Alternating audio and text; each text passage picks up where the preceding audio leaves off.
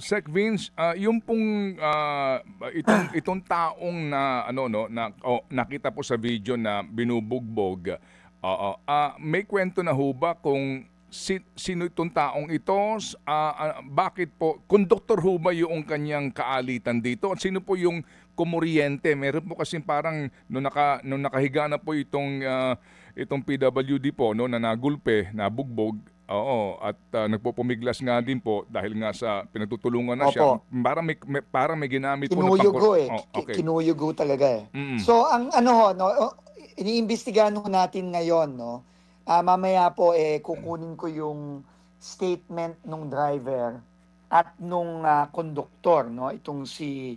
Yung driver po si Mark Ivan Ramos at yung konduktor si Francis Oruas.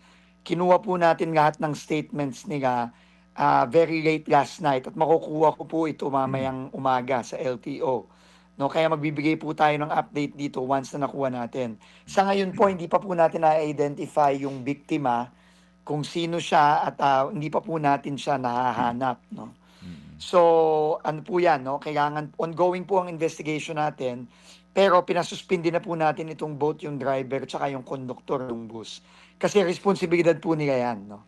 Na pag may nangyayaring ganyan, hindi pwedeng pipikit mata na lang sila at papabayaan itong mga pangyayaring to. Dapat ito, report kagad sa ating mga saik, dun sa ating busway, every stop naman po, meron tayong mga security personnel dyan.